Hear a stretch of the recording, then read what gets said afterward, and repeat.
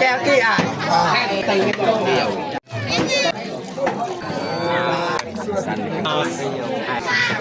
ให้มันทอกัน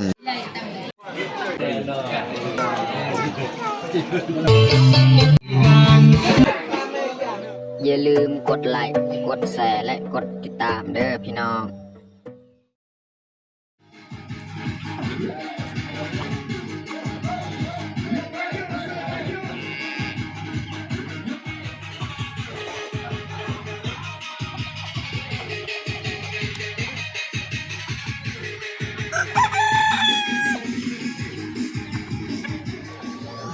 กล่าวทักทายสบายดีเบิร์ดสู่ผู้สู่คนเนาะยินดีตอนรับเข้าสู่ซองเบายึงตอนนี้กับบรรยากาศยามเช้าๆพี่น้องยังหนาวเนาะ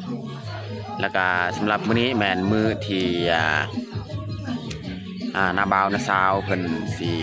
กินควายแล้วพี่น้องเนาะมื้อนี้แหละเขาเจ้าล่มควายที่เขาเจ้าเฮ็ดงานเนาะแล้วก็ตอนนี้กับทีมงานเฮาพูดพี่น้องเนาะทางหลังนี่เขาเจ้ากำลังเฮ็ดซีนควายเขาเจ้าล่มเรียบร้อยเนาะเขาเจ้าก็ปาดเป็นส่วนเป็นตอนเนาะโอเคบ่อะไรห่างไม่แต่ทุกคนติดตามเบิ่งติดตามชมเนาะว่าเขาเจ้าสิเฮ็ดแบบใดสำหรับซีนควายมื้อนี้เนาะก็สิเฮ็ดกินหยังแดสิเฮ็ดมาพอกมาเพียแนวใดไม่แต่ทุกคนติดตามเบิ่งติดตามชมแบบยาวๆเลย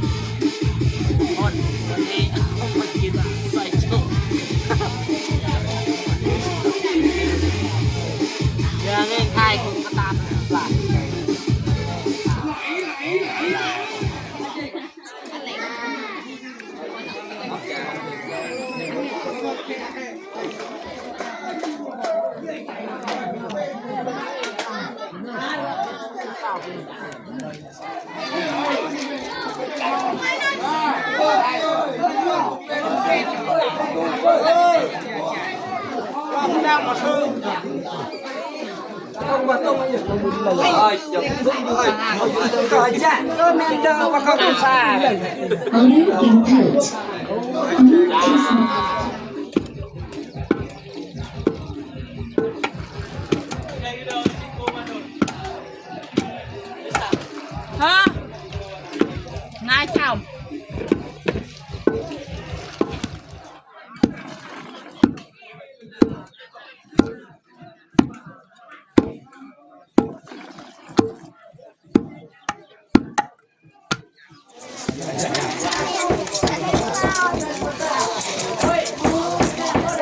มีประกาศ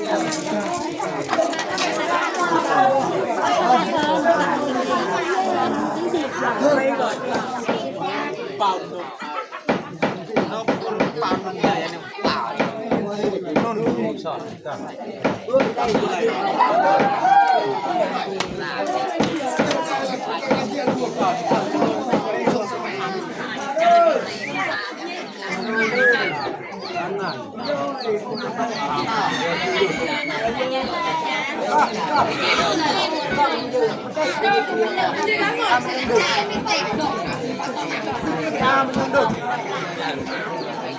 เอาไป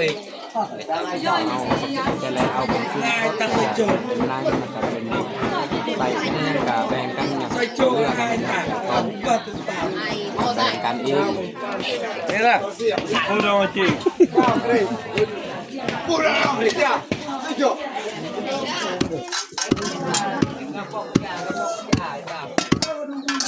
เต่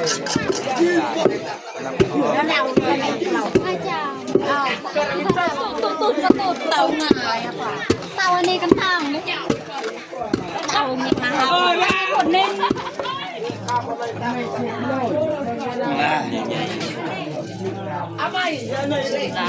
เมียผักเต็มไปเดโมตีกายแล้วขึ้นไฟเดี๋ยวมีเดโมอันหนาวเราจับทำไม หั่นซีนพี่น้องเนาะ จ้า สีเห็ดก้อย หนาวก็เด็กแล้วก็ได้คนหนึ่งโอ้ตัก มันเถียงกันว่าไปเราทำ ไอ้ บ่ได้บ่มักกะดิบกะเอาไปคั่วอีกก็ได้เนาะ ไทยสมัย บ่ได้กินดิบกะกินแบบนี้เห็ดก้อยดิบบ่ได้จะกินสุกเอาไปคั่วใหม่อีก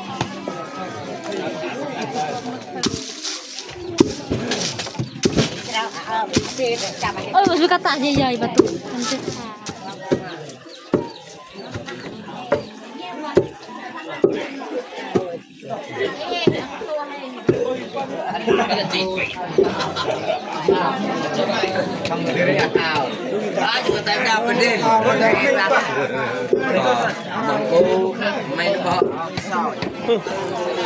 จ้า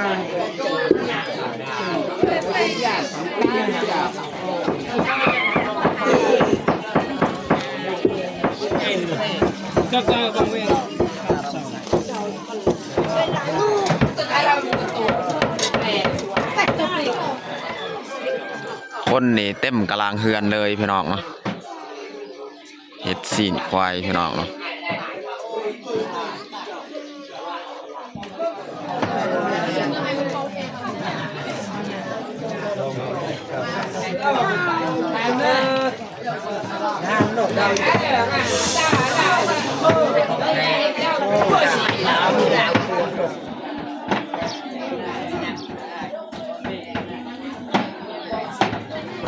ไกร ตักเลยน้ำเล็กเลยมาตักเด็ก กวนจ้า ไว้ใส่ เอาน้ำดีนี่ใส่น้ำเยอะเลย มีลูกคนตะเลยเลยพี่น้องนะตามสั่งเลย เอาน้ำดี จัดเออ ของแท้พี่น้องน้ำของแท้ แกงเจอแล้ว เตลนกมันนี้แจ้ผมลงแจ้ชุดใหม่นะแจ้ตำเพียตำลายพักคือกันจ้ะเดินกับกะน่ะมาพี่น้องพาดเลยเสียงตะลึงกำลังซอย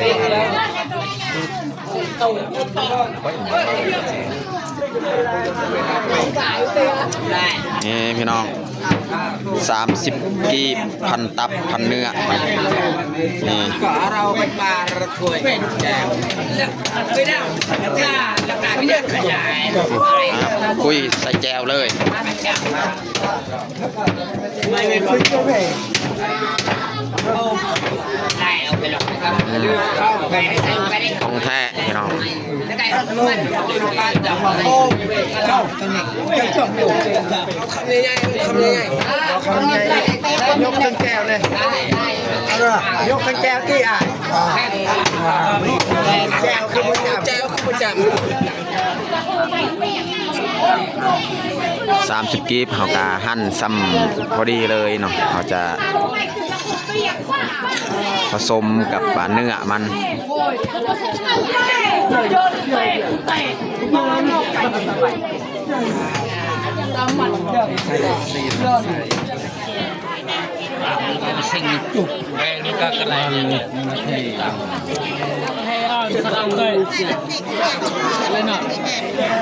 ตัวนี้นี่เขาจะลวก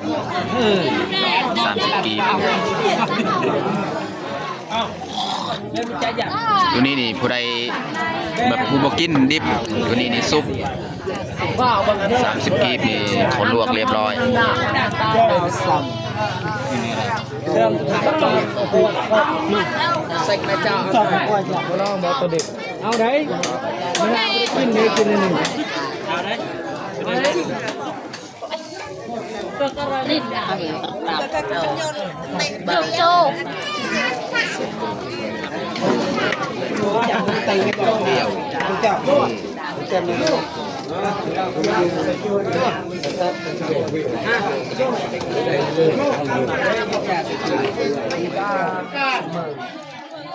มือเราทายปอดไม่ใส่เมื่อเปล่าไม่เกรดก็แค่นั้นนี่ตักนี้เยอะ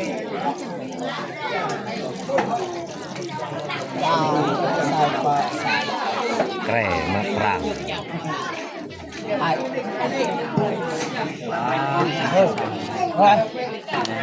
เที่ยวตักมาเพียเปรกเมื่อวันนี้ฉาถ้าเราหนึ่งขึ้นหลังก็เลย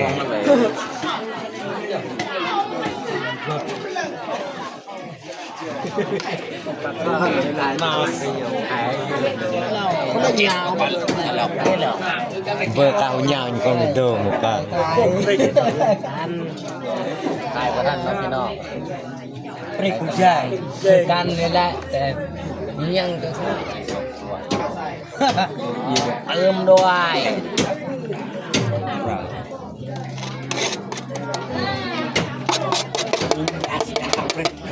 เปรกลิเจงเล่าหัวลาจะได้จะโลก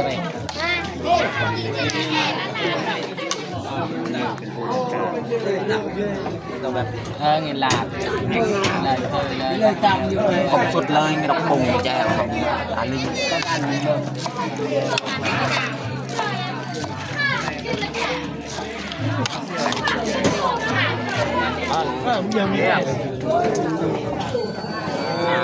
สุดท้ายใส่เครื่องหอมบัดนี้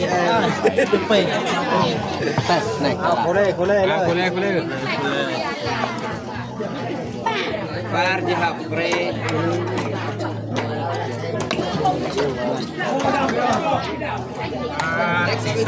ของแซ่บของนัวพี่น้องเนาะผู้ใดมักกินดิบก็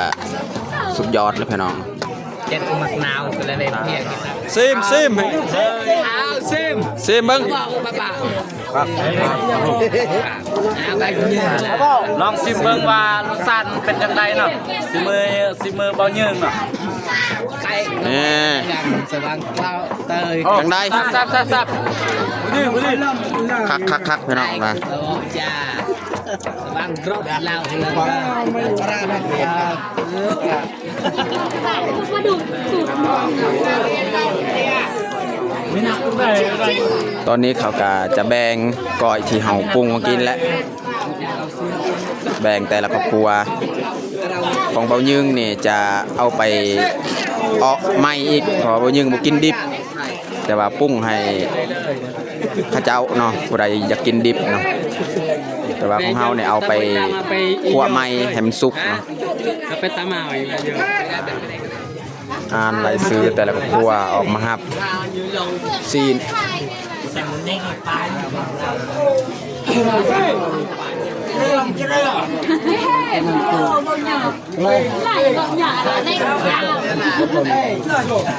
แล้วไปกระเจ้าไปทำไปทำดับทุกอย่างเลยเจ้า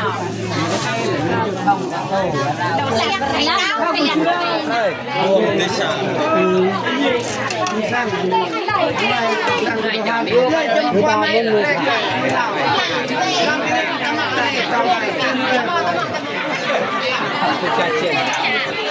นี่ทีมงานกินก้อยดิบเนาะแต่ว่าของเฮานี่เอาไปคั่วแล้วจากน้อยจึงกินอันนี้ของข้าเจ้ากินดิบมีผู้มักกินดิบมีผู้มักกินซุปพี่น้องเนาะเป็นรสเท่าคือการอย่างเราสมัยเราไม่ข้าวเลยจุดเตะ macet ke. Ada ban, yang berenang. No, belum jam eh. No. Tikor. Hey,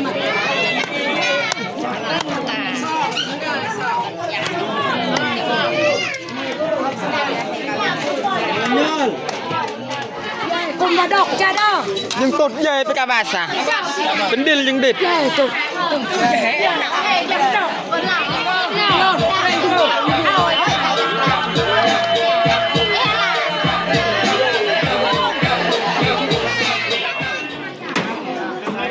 สุดท้ายนี่แมนเขาจะเอาแบ่ง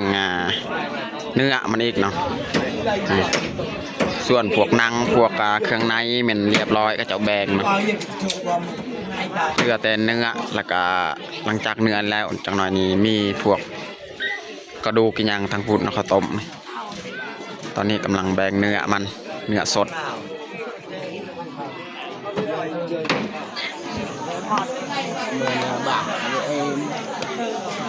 ตัวนี้ก็เครื่องในอีกส่วนหนึ่งเนาะส่วนหนึ่งเขาจะเอาแบ่งแล้ว นี่กับเต่าแบบนี้เราดูว่าดองเทะเขาเลยเจนในเขาไม่ใส่อาหารดองเทะใส่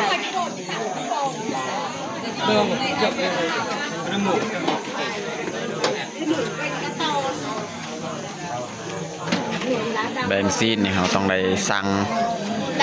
ให้มันทอกันนะพี่น้องเนาะน่าจะได้ผู้ละ2 กิโลกว่ามั้ง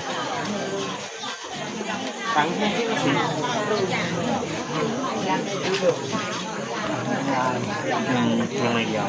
เป็นยังไง ไซส์นี้เนาะเนื้อต้องมันเหลือพอดี ใส่เลย ใส่อีกพอดีได้หมด ยังตัวนี้เอาสองสี่ห้า เน่นเน่น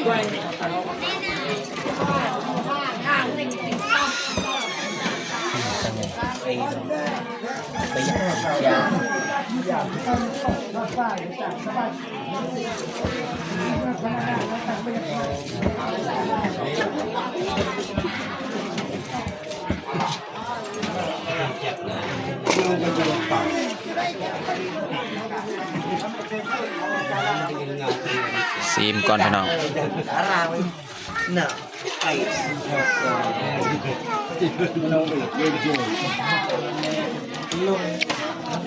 ปัดเองแล้วอาจทำมา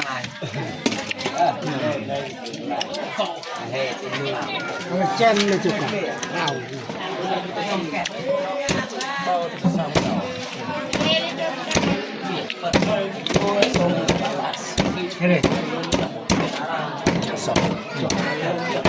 อะไรอาจารย์ปัดติดอะไรเอา แจ่วเพี้ยพี่น้อง จ้องไปหลายพ่อกับแม่ก็คือลา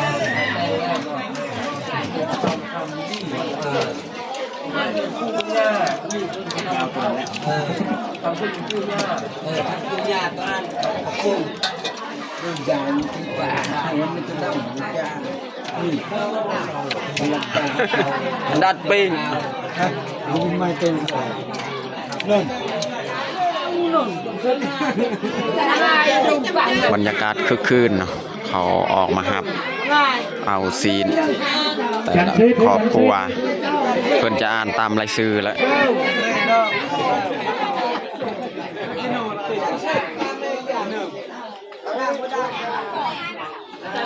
เต็มกะลางเฮือนเลยพี่น้องเพิ่นเข้ามาหับซีน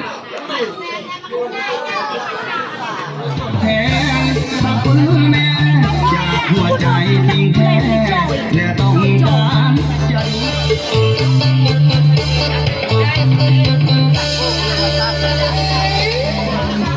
เสียงดา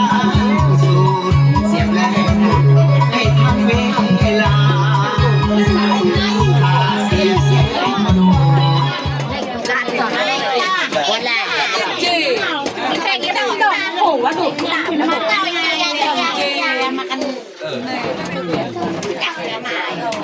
ถ้วยของเฮา